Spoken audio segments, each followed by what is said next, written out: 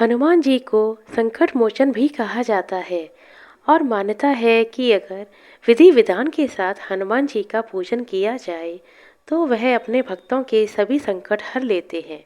मंगलवार और शनिवार का दिन हनुमान जी को समर्पित है और इस दिन उनको यदि सिंदूर चढ़ाया जाए तो वह अति प्रसन्न होते हैं।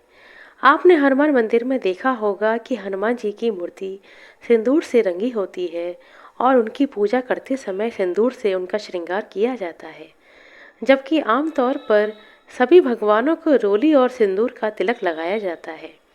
आइए जानते हैं हनुमान जी को आखिर क्यों प्रिय है सिंदूर और उनके पूरे शरीर पर सिंदूर क्यों लगाया जाता है। महायुद्ध समाप्त हो चुका था। जगत को त्रास देने वाला रावण अपने कुटुंब सहित नष्ट हो चुका था। कौशलाधीश राम के नेतृत्व में चारों ओर शांति ही शांति थी। राम का राज्याभिषेक हुआ।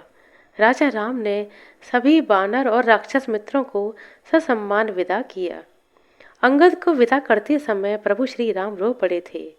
हनुमान जी को विदा करने की शक्ति तो प्रभु राम में थी ही नहीं। माता सीता भी उन्हें पुत्रवत मानती थीं, इसलिए हनुमान अयोध्या में ही रह गए। राम दिन भर दरबार में शासन व्यवस्था में व्यस्त रहे।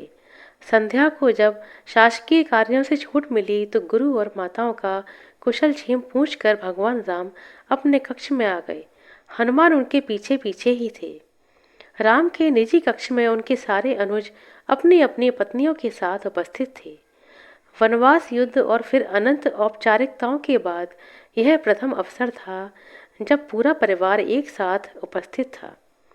राम, सीता और लक्ष्मण को तो नहीं, परंतु अन्य बंधुओं को एक बाहरी व्यक्ति अर्थात हनुमान का वहां होना अनुचित प्रतीत हो रहा था, क्योंकि शत्रुघ्न सबसे छोटे थे। अतः वे ही अपनी भाभियों और अपनी पत्नी की इच्छा पूर्ति हेतु संकेतों में ही हनुमान को कक्ष से जाने के लिए कह रहे थे। पर आश्चर्य की बात कि हनुमान जैसा ज्ञाता भी यह मामूली संकेत समझने में असमर्थ हो रहा था। उनकी उपस्थिति में ही बहुत देर तक सारे परिवार ने जी भर की बातें की। फिर भरत को ध्यान आया कि भैया भाभी को एकांत मिलना चाहिए। अतः उन्होंने राम से आज्ञा ली और सबको जाकर विश्राम करने की सलाह दी।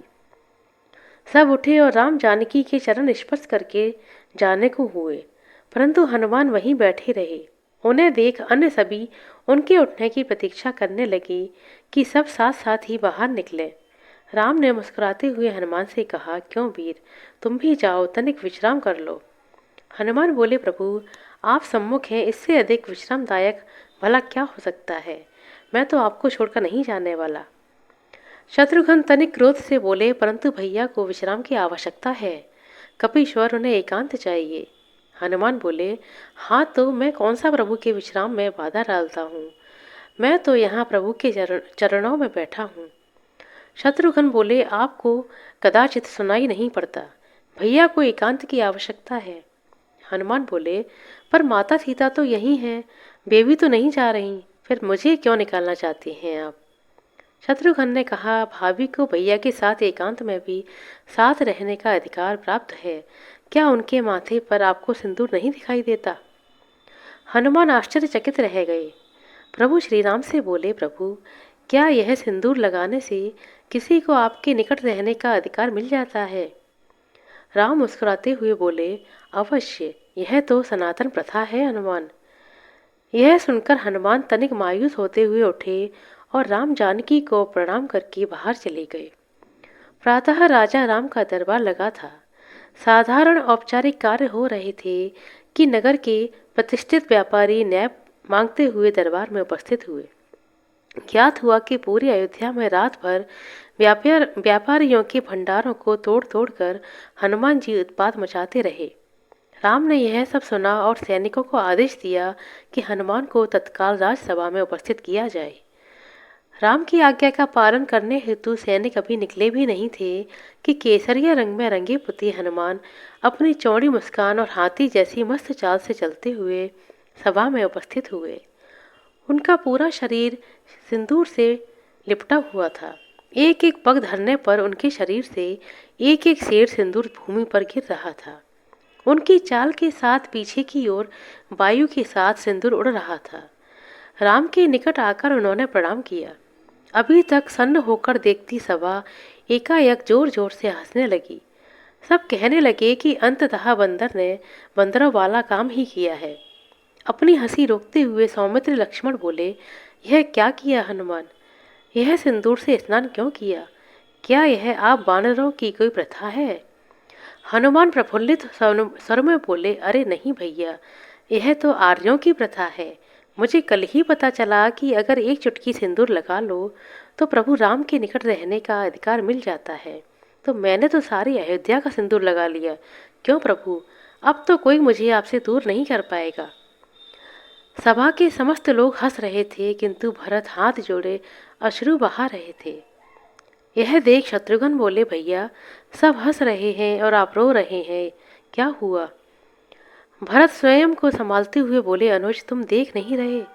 वानरों का एक श्रेष्ठ नेता, वानर राज का सबसे विद्वान मंत्री, कदाचित संपूर्ण मानव जाति का सर्वश्रेष्ठ वीर, सभी सिद्धियों सभी निधियों का ज्ञाता, वेद पारंगत शास्त्र मर्मज्ञ, यह कपि श्रेष्ठ अपना सारा गर्व सारा ज्ञान भूलकर कैसे राम भक्ति में लीन है। राम की निकटता प्राप्त करने की कैसी उत्कंठ इच्छा है जो यह स्वयं को भूल चुका है। ऐसी भक्ति का वरदान कदाचित ब्रह्मा भी किसी को ना दे पाए। मुझ भरत को राम का अनुज मानकर भले ही कोई याद कर ले, पर इस भक्त शिरोमणि हनुमान को संसार कभी भूल नहीं पाएगा। यही वजह है कि हनुमान जी को अत्यधिक प्रिय है सिंदूर। प्रत्येक मंगलवार को जो भी भक्त हनुमान जी को सिंदूर का चोला चढ़ाते हैं, उन पर प्रभु श्री राम की विशेष कृपा होती है। बिगड़े हुए काम फिर से बनने लगते हैं और मंगल ग्रह दोष से मुक्ति मिल जाती है। कहा जाता है कि चमेली के तेल में मिलाकर सिंदूर भगवान को अर्पण करने से एकाग्रता बनी रहती है और सौभाग्य भी बढ़ता जाता है। धार्मिक मान्यताओं के अनुसार यदि कोई भक्त किसी संकट से जूझ रहा हो तो हनुमान जी को सिंदूर का चोला चढ़ाने से उसके सभी संकट दूर हो जाते हैं। इससे हनुमान जी प्रसन्न होकर अपने भक्तों पर कृपा बरसाते हैं। इसके अलावा यह भी कहा जाता है कि सिंदूर चढ़ाने से हनुमान जी अपने भक्त के जीवन में आ रही सारी बाधाओं को दूर करते हैं और सुख समृद्धि का आशीर्वाद देते हैं।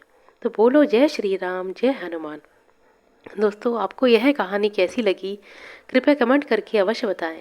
वीडियो पसंद आया हो तो कृपया लाइक कर दें, शेयर कर दें और चैनल पर नए हैं तो सब्सक्राइब कर लें। अपना कीमती समय देने के लिए बहुत बहुत धन्यवाद। मिलते हैं अगले वीडियो में, तब तक के लिए नमस्कार।